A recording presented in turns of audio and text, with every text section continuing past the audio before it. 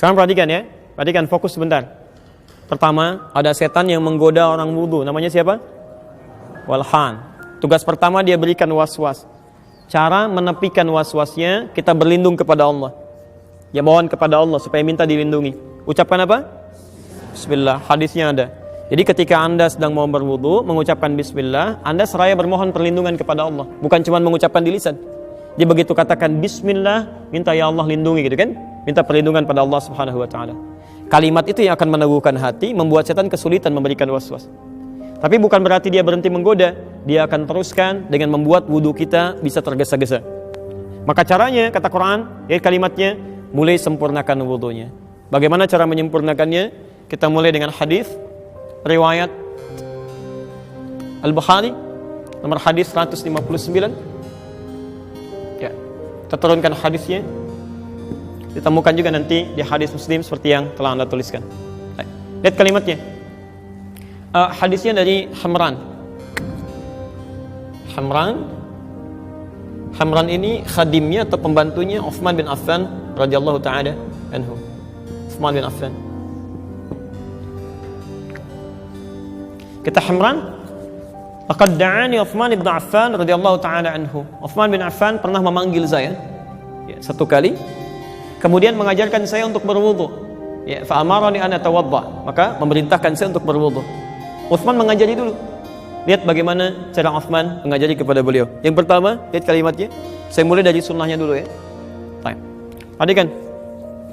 Pertama dengan menyampaikan hadis Nabi tadi, yaitu mulai dengan mengucapkan kalimat bismillah.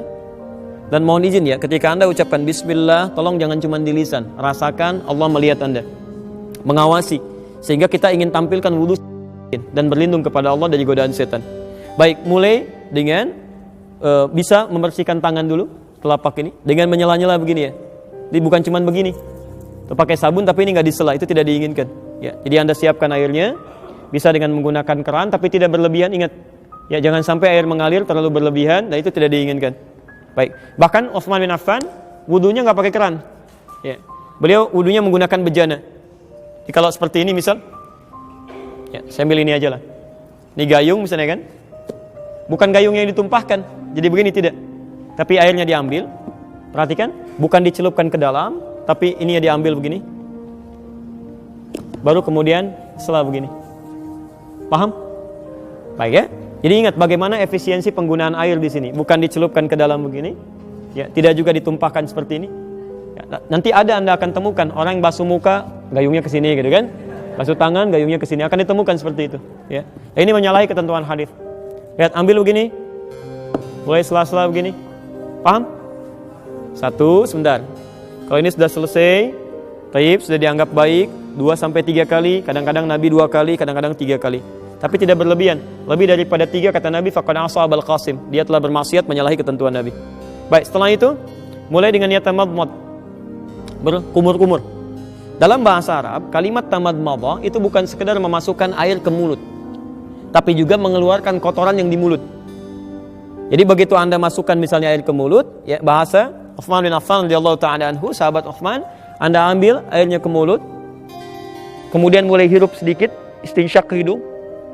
Jelas? Lalu Anda kumur-kumurkan itu sambil mengeluarkan kotoran di mulut. Ya. Bahkan kadang-kadang Nabi meminta untuk sebagian menyikat ininya, menyikat giginya. Ya, ada yang menggunakan siwak, ada yang menggunakan sebagian dari tangannya seperti ini. Ya, agar sebagian kotoran yang ada di giginya bisa keluar. Seperti demikian.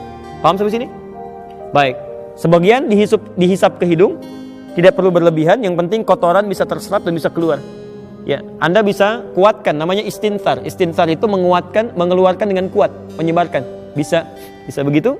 Bisa Anda tutup misalnya salah satu dengan jemarinya. Ya. Paham sampai sini? Baik, saya ulangi ya. Ambil air, sudah selesai, bismillah. Kemudian Anda mulai berwudu, kumur-kumur. Hirup sebagian, keluarkan. Jelas sampai sini? Baik, bisa 2-3 kali. Ini masuk dalam kategori sunnah. Artinya kalau Anda tunaikan, pahalanya banyak di sini. Tapi sekiranya airnya tidak cukup untuk mengerjakan yang sunnah ini, Anda bisa langsung masuk kepada yang pokok. Ada 4 yang pokok ini. Anda mesti hati-hati ya, jangan terjebak oleh setan. Nanti ada yang sunnahnya sempurna, tapi yang pokoknya tidak sempurna, maka wudunya tidak sah. Tapi kalau yang pokoknya sempurna, walaupun sunnahnya tidak sempurna, wudunya tetap sah. Misal, kumur-kumur sempurna, ini sempurna, tapi basuh wajah sebagian tidak tersapu, maka wudunya batal. Tapi kalau Anda misalnya, tangan tidak tersapu sebagian, yang sunnah begini, sebagian tidak tersapu. Kemudian Anda berwudu kumur-kumur misalnya, tidak istinsyar. Ya, tapi Anda wudunya sempurna pada yang pokok. Ya, nanti 4 kita jelaskan, itu sempurna semuanya, maka wudunya dianggap sah. Walaupun sunnahnya tidak sempurna, tapi wudunya dianggap sah. Anda sholat, sholatnya sah. Ya. Paham sampai sini? Baik.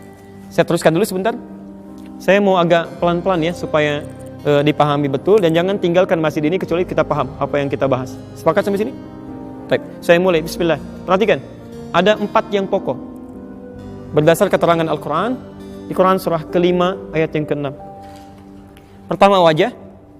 Saya ulang, pertama wajah. Nanti setelah itu kita praktekkan. Pertama wajah. Kedua, tangan sampai siku. Tangan sampai siku. Ketiga, kepala. Dan yang keempat, kaki sampai kedua mata kaki. Alhamdulillah. Kaki sampai kedua mata kaki. Wajah, tangan sampai siku, kepala, dan kaki sampai kedua mata kaki. Jelas? Berarti itu 4 yang pokok ya. Selebihnya sunnah. Ya, selebihnya adalah sunnah. Jadi kalau teman-teman di jalan misalnya menemukan air yang sangat terbatas tapi cukup bagi yang 4 ini, jangan dulu tayamum. 4 ini dahulukan. Nah, sekarang perhatikan bagaimana cara kita membasuhnya. Bismillah. Baik. Perhatikan bahasa Qur'annya ketika menyebutkan membasuh wajah, kalimatnya menggunakan kata ghassala. Faghsilu wujuhakum. Faghsilu. Pertama, mohon fokus. Kalimat ghassala, faghsilu itu mengandung arti mengambil sesuatu untuk ditumpahkan di tempat yang akan dibasuh. Jadi ambil airnya, tumpahkan di wajah, bukan ditumpahkan dulu baru dihapuskan. Jelas ya? Jadi Anda ambil air, awas hati-hati, Anda keliru bisa salah. Ambil airnya, setelah itu kemudian tumpahkan di tempat yang akan dibasuh. Pertama apa? Wajah. Nah sekarang perhatikan, apa batasan wajah dulu? Apa batasan wajah yang dimaksudkan? Ya boleh ya, kita lihat ya. Wajah dimulai dari batas dahi di sini, kening, di sini, turun ke bawah, bagian depan, tampak depan di sini, sampai ke ujung mata di sini. Maaf, perhatikan betul, termasuk bagian bawah telinga di sini. Ya, sampai ke dagu. Kalau yang ada jenggotnya, udah sampai di selai begini. Nanti 1 kali, tidak usah ngambil air lagi. Ya, nanti saya contohkan. Saya ulang ya. Bagian dagu di atas, bagian dahi di atas sini, sampai ke tampak wajah depan, sini, sampai ke bagian bawah telinga di sini, sampai ke dagu di sini. Yang ada jenggotnya sekalian diselai. Paham sampai sini? Baik, saya praktekkan ya. Bismillah. Ambil airnya, yang Anda tumpahkan. Sekarang perhatikan cara menumpahkannya ya. Bisa bermacam-macam, tapi poinnya ada 2 hal yang harus Anda ketahui. Ini ditumpahkan, ya. Saat ditumpahkan begini, yang jari telunjuk itu bisa membersihkan sudut-sudut mata. Ya. Jelas? Anda ambil airnya, tumpahkan, yang telunjuk membersihkan sudut-sudut mata di sini. Ya, sehingga insya Allah ketika Anda berwudu seperti ini, kotoran di mata pun bisa keluar. Tapi ingat ya, tidak ada isyarat spesifik apakah matanya terbuka atau tertutup. Ya, jadi terbuka boleh, tertutup juga nggak ada masalah ketika Anda tumpahkan itu. Walaupun sebagian pakar mengatakan akan lebih baik kalau terbuka supaya kotoran dalam itu bisa keluar dalam kelopak. Ya, di Anda masukkan begini, Anda basuh, telunjuknya mulai menyapu yang ujung mata di sini. Bersamaan dengan itu, jempol membersihkan bagian bawah di telinga sini. Paham? Baik. Perhatikan. Ambil air, tumpahkan. Tuh, otomatis tuh lihat. Kemudian ini, ya, dan selesai. Ambil lagi, dan tumpahkan seperti ini, ya, selesai. Jelas? Baik, 2-3 kali. Maksud 2-3 kali itu begini, tidak harus Anda sampai 3 kali. Kalau sekiranya airnya cukup pada yang kedua sudah merata, Anda bisa cukupkan. Ya, kalau tidak cukup pada yang ketiga, sempurnakan sampai airnya mulai meresap dengan baik. Jelas sampai sini? Baik, ini bagian yang pertama. Kita belum selesai. Selanjutnya, saya mau izin agak cepat ya, karena saya meng-cancel talim setelah ini karena harus istirahat, ada kondisi yang harus disesuaikan. Jadi mohon izin untuk bisa lebih fokus. Baik, sekarang perhatikan, setelah wajah apa? Ingat, bukan tangan. Awas, bukan tangan, tapi tangan sampai siku. Gak pakai tangan sampai siku. Lihat sini. Kalau cuma tangan saja, yad dalam bahasa Arab, itu artinya dari ujung jari sampai ke sini. Ini tangan. Yad. Jelas? Baik, tapi dalam bahasa fikih, setiap ibadah itu selalu detil. Sampai di mana kita harus basuh, di mana kita praktekkan. Saya beri contoh misal. Ini telapak tangan disebut kaf. Ini pergelangan disebut rusl. Ini sa'id. Ini mirfaq, jamannya marafiq. Kalau cuma tangan sampai sini, katif, sampai bahu. Sekarang perhatikan, Anda dalam sholat saja misalnya, bagaimana cara telapak yang kanan menutup punggung yang kiri. Itu ada di hadis An-Nasai nomor hadis 886. Kata Nabi, letakkan telapak yang kanan, kaf al-yumna alal yusra. Letakkan punggung yang kanan di punggung yang kiri begini. Atau rusgha ala rusghi. Ya, ini pergelangan di pergelangan. Jadi ketemu pergelangan di sini. Ya, ini. Tapi langsung ya, tidak Anda ukur dulu Allah gitu kan? Enggak. Jadi langsung aja. Nah, ini ya. Nah, saya ingin tunjukkan maksud saya bahwa dalam bahasa fikih itu kalimatnya selalu jelas. Jadi tidak pernah samar. Kalimatnya jelas. Jadi kalau disebutkan rusghi berarti cuma sampai sini. Kalau disebutkan kaf cuma yang ini. Kalau disebutkan mirfaq berarti hanya sampai sini, tidak sampai ke sini. Nah, ini artinya saat Anda berwudu, kalimat Qur'annya adalah meminta Anda membasuh tangan dari ujung jari sampai ke sini aja batasnya. Marafiq. Jadi kalau sampai sini salah, sampai sini keliru, mesti sampai sini. Ke sini pun berlebihan. Paham ya? Dan tolong diingat, bersihkannya, membasuhnya, menumpahkannya itu dari tangan ke siku, bukan siku ke tangan. Jadi bukan airnya diputar kerannya, lalu Anda tadahkan begini, siku Anda dibeginikan. Itu keliru. Kalau dalam bahasa Qur'annya keliru. Ya karena yang benar itu diambil airnya, kemudian ditumpahkan ke sini, baru dibasuhkan, turunkan kembali. Ya, nanti kita akan lihat kenapa mesti seperti itu. Ya, nanti ada penjelasannya. Ya. 3 kali selesaikan, baru kemudian yang kiri. Jelas sampai sini? Baik, ambil airnya, tumpahkan, basuh, turunkan. Sampai 3 kali sampai airnya merata. Baik, nanti kita akan lihat saat membasuh seperti ini, ada situasi yang bisa kita hadirkan dalam jiwa kita. Dan itu yang akan bisa menjadikan kita menjauh dari setan. Ya. Baik, yang ketiga. 3. Wamsahu biru'usikum. Baik, yang ketiga, kalimatnya berubah dari kata ghassala menjadi masaha. Ya, dari kata ghassala menjadi masaha. Perhatikan detailnya bahasa Quran. Ya. Kalau ini bukan firman Allah, mustahil bisa seperti ini, mustahil. Ya. Dari ghassala jadi masaha. Wamsahu biru'usikum. Kalau yang ini artinya membasuh, menumpahkan air di tempat yang akan dibersihkan. Tapi kalau yang ini artinya mengusap. Usap. Yang dimaksud dengan mengusap di sini artinya airnya tumpahkan dulu. Jadi begitu Anda misalnya ingin mengusap bagian kepala, ya, biru'usikum kepala, Anda ambil airnya, lalu tumpahkan dulu begini. Tumpahkan baru diusapkan. Jadi bukan ambil airnya lalu disampaikan ke kepala begini, tidak. Ya awas, nanti juga ada kasus sebagian akhwat ketika akan berwudu langsung tuh di jilbabnya begini-begini. Ada kasus begitu, itu nggak tepat. Itu tidak tepat. Nanti kita lihat yang tepatnya, ya. Karena yang dimaksud masaha itu bukan air diambil tumpahkan, tapi tumpahkan dulu airnya baru diusapkan. Paham? Nah, sekarang perhatikan. Apa yang diusap itu? Ternyata yang diusap itu biru'usikum. 1 ru'us, jamak dari kata ra'sun, ru'us, jamak dari kata ra'sun, yang berarti kepala, bukan rambut. Ingat, kepala bukan rambut. Jadi kalau ada orang berwudu hanya membasuh rambutnya saja, itu tidak sah wudunya. Kadang-kadang ada sebagian laki-laki atau anaknya gitu kan, yang remaja tuh pengen cepat segera kan, rambut sudah rapi, kemudian wudu lagi batal, cuman rambutnya aja begini, takut gitu kan, nggak nyampe kepalanya, itu batal. Dia nggak sah wudunya, harus mengulang dia. Ya, paham sampai sini? Ini nikmat dari Allah Subhanahu wa taala, disebutkan kepala, sehingga semua orang bisa berwudu dengan baik. Kalau disebutkan rambut kan yang nggak punya rambut repot ya. Time. Dan ini yang menarik. Ketika Allah meminta mengusap kepala, menggunakan huruf ba di situ. Wamsahu bi ru'usikum. Padahal Allah bisa mengatakan begini, wamsahu ru'usakum.